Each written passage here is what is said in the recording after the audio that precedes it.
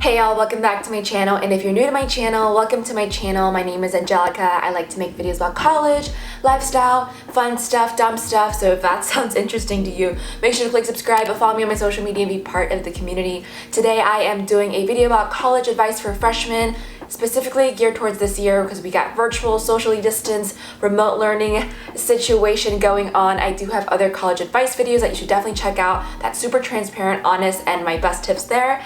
But yeah, let's get started with the video. So first things first, how do I make friends virtually? Whether it's virtually or socially distanced or limited interactions, making friends this year is going to be a little different and maybe a little bit harder, but it's definitely not impossible and you can make great friends this year. First, I would figure out what social media platform that a lot of your students are on. For example, at Berkeley, everybody uses the Facebook groups like Class of 2021, Class of 2021 Transfers, or whatever it is. So find your Class of page on Facebook, and people are probably already posting things about themselves like, hi, my name is blank, I like to do this, and this is my social media. People use it to find roommates and also just get to know each other, and you can start follow trains and social trains and all that stuff. You can even post like book clubs or virtual meetups or movie clubs or really whatever. Especially this year, people are going to be wanting to make friends because nobody's going to have friends this year if we don't try and put the effort. So it's so not weird to put yourself out there, have a Zoom party, Netflix party all together, and just get to know people.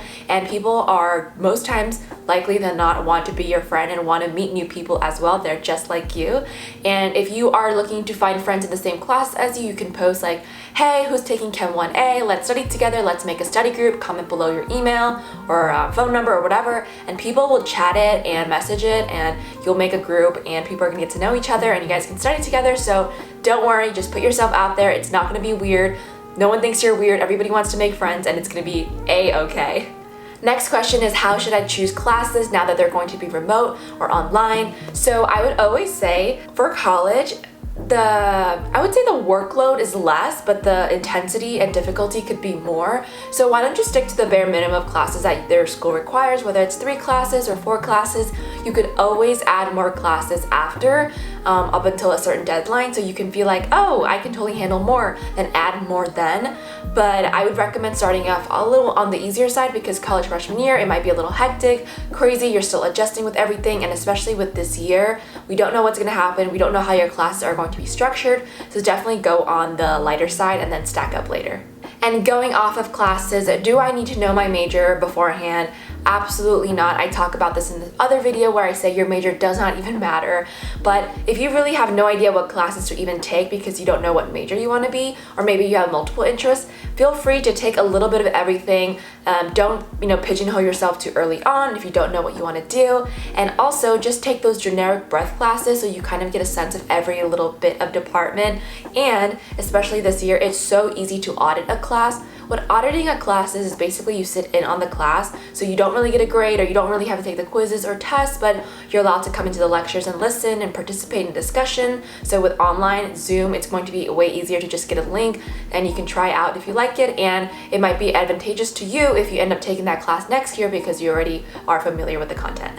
Now, the elephant in the room question, should I even go back to campus in the fall? So depending on what your school is doing, I know some private schools and smaller schools who have the resources are asking students to come back, and they're going to have testing, limited housing, social distance, fever checks, all that stuff. But big public schools like Berkeley, we just don't have the resources to do that to everybody, and there's just so many people. So we are completely remote, and certain classes are going to be on campus, but I think everything has the option to be remote.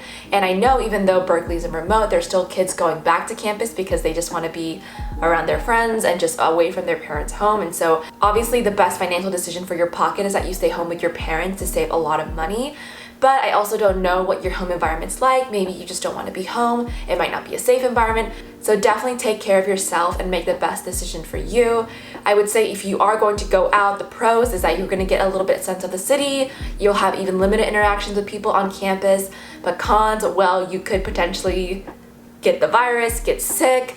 It's also limited experience, so it could feel like a waste of money. There's also a lot of temptations. And so it's just, you have to figure that out for yourself. But put the pros and cons together, what's important to you. Also, it depends, like, will you have access to transportation, a car? Do you feel comfortable taking public transportation, especially with everything going on? And another con is that it can get so expensive depending on what city of school is. So you will be spending money on rent, food, groceries, transport, hanging out with friends, restaurants. It can add up much quickly and it can add up to a lot, so that's another thing to consider as well. I, as a senior at Berkeley, decided not to go back to campus, so I'm going to be doing remote online, and my roommate and I made this decision together and we both agreed, so we're going to be staying home. We'll be saving lots of money. I'll be able to make more content for you guys, and I'll be able to focus on other things and focus on recruiting for full-time jobs. So it worked out for me because I've lived on campus for 3 years, but also freshmen, you're going to be there for the next 3 years, so that's also things to consider as well. Is like, you're gonna come back eventually, and so like for me, I had 3 years, so it's fine, but then for you, you have 3 years ahead, so even if you lose this year, you still have a lot of years to come, so you have to figure that out for yourself, but definitely there are pros and cons. Okay, the next question is internships and jobs, and what I have to tell freshmen is that you do not need to worry about internships or jobs. As a freshman, I know a lot of people are like, you need an internship since yesterday to get a prestigious internship when you're a junior, which is the one that matters most, or even a great job your senior year or after you graduate. But I'm here to tell you, as someone who never had an internship before the current one I'm in right now, which is at Google, and that's a great one, I did not need a freshman internship or a sophomore internship, and I still got to where I needed to be. You are going to be where you need to be and get great job experience without it. If you really want to get involved, you can always volunteer, work for a startup. There's a lot of things you can do, but I wouldn't stress so much, especially with everything going on in the world and the economic job climate. It's not the best place for a freshman right now, but you can definitely reach out and see if you're willing to do free work or limited work or remote work. So definitely don't stress about it. Your time will come, and that should not be on your mind.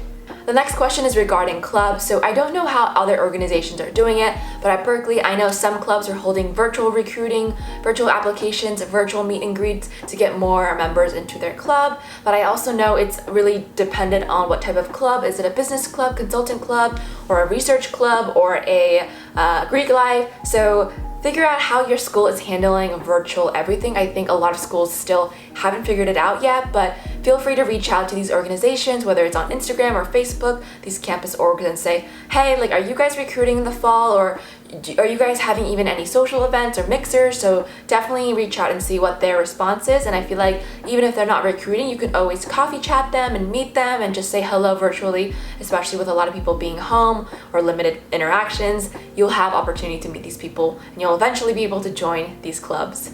And if clubs are not recruiting, you can start your own club and post on the Facebook page like, hey, calling all freshmen, let's start a book club or a movie club or a business club or a computer science club. You can start it yourself. This is a really odd, different year, so nothing is weird or not normal or normal. You can really make it your own. So the next question is, how do I maximize my time with online school? So whether you're on campus doing online school, whether you're home doing online school, doing school online is very, very difficult because it's temptations, you feel burnt out, you're on your desk, it's a lot. So here's some of the tips I have for you to do well on online school.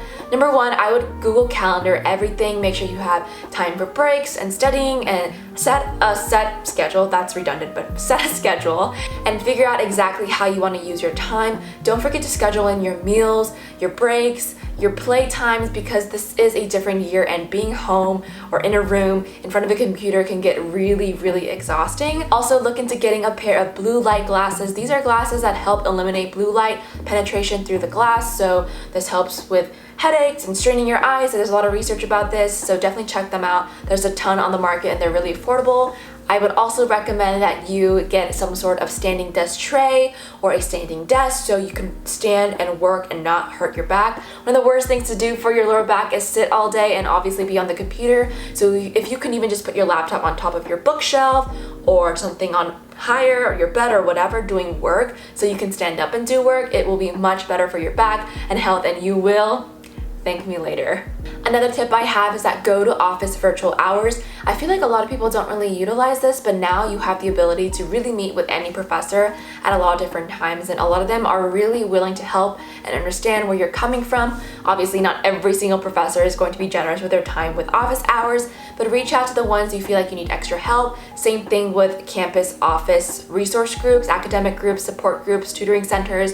They probably have a lot of virtual online tutors because they can't do them in person, so they will be be able to help you with your classes when you're struggling. And even if you just want to talk about career or life or anything that's relevant to the class, I'm sure they'd be more than willing to talk to you. Another thing is developing personal projects, going on workouts. If you are not a big workouter, maybe go just for a walk, bike ride, but just get yourself moving and grooving, and a healthy recipe or a really go-to good dessert you like, just so you don't feel like you're trapped and in an endless cycle. Keep yourself happy and reward yourself with TV and whatever makes you happy. And the last but not least, should I take a gap year or a gap semester this year because school is a little meh with everything going on? I would say it's completely up to you. If you don't mind being online and you just want to get in when every time all your colleagues and classmates were in and then get out at the same time, or you just want to get in and out and you don't care if it's online or in person, you're here for the degree, you're trying to go in, out, then I would just suggest that you go. However, if you feel like you don't want to waste the money because you're not experiencing the in-person interactions and that's really valuable to you, then I guess you can take a gap year, but then ask yourself, what are you going to be doing in that gap year? How are you going to be using it? If you're just going to chill at home, is that also what's the cost benefit curve of you staying at home? Are you going to be traveling? Well, obviously, I don't think you could be traveling, but maybe you relocate somewhere else and you stay there in quarantine for 6 months, or figure out what you want to do during this semester gap year, and if it's worth it and you feel like you can get good value out of it. But if not, then maybe it's okay that you don't take a gap year, but it's really up to you on how you want to spend your money and how you want to approach your educational journey, and if time and year and if that matters to you, then up to you. But I hope these things help you figure it out. Thank you so much for watching. I know a lot of these things I was just like, you figure it out, it's up to you, but I did offer some pros and cons, and really there is no wrong or right answer. I hope these tips were helpful for incoming virtual freshmen, online social distancing. I know freshman year is going to be really different and weird this year, but know that you are not alone. So many people out there are just like you. They want to make friends, they want to get to know people, they want to do well in their classes. So don't worry about it, you are going to be great. And I think that's it. Don't forget to click subscribe, follow me on my social media, and be part of the community, and I will see you all in the next one.